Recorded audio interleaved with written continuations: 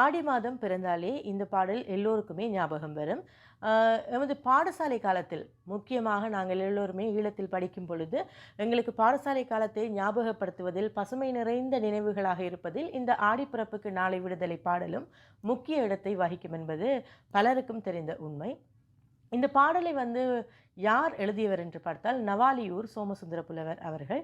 தங்கத்தாத்தா என்று அழைக்கப்படும் அவர் பல இலக்கியங்களை படைத்த ஒரு முன்னோடி, சைவத்திற்கும் தமிழுக்கும் தொண்டாற்றிய ஒருவர்.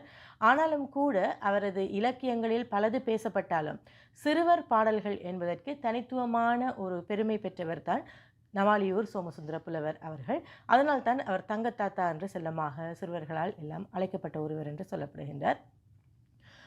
ஆடிப்பிறப்புக்கு நாளை விடுதலை மட்டுமல்ல, கத்தரி தோட்டத்து மத்தியிலே நின்று காவல் புரிகிற சேவகா என்ற பாடலும் பலருக்கும் மனதை விட்டு அகலாத பாடல். இப்படி பல சிறுவர் பாடல்களை தந்த ஒருவர் தான் நவாலியூர் சோமசுந்தர புலவர் அவர்கள்.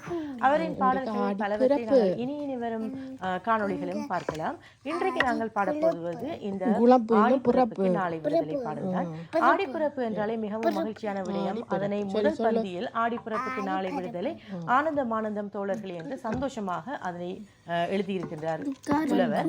அதற்கு பிறகு பார்த்தால் அந்த கூழ் எப்படி செய்வது, ஆடிக்கூழ் எப்படி செய்யப்படும், கொழுக்கட்டை எவ்வாறு செய்வது, அந்த ஆடிக்கூழை நாங்கள் எவ்வாறு குடிக்கலாம், ஆடிக்கூழ் செய்யும் பொழுது கடவுளுக்கு எவ்வாறு படைப்போம், கடவுளை எவ்வாறு வணங்குவோம், பால் பழம் எல்லாவற்றையும் எவ்வாறு சாப்பிடுவோம் உண்போம் என்ற பல விடயங்களை இந்த பாடலில், ஆடிப்பிறப்பு பாடலில் புலவர் தெரிவித்திருக்கின்றார். மிகவும் ஒரு மனதை கவர்ந்த ஒரு பாடல், பலருக்கும் பிடித்த பாடல். இப்பொழுது அந்த பாடலை நாங்கள் கேட்டு பார்க்கலாம்.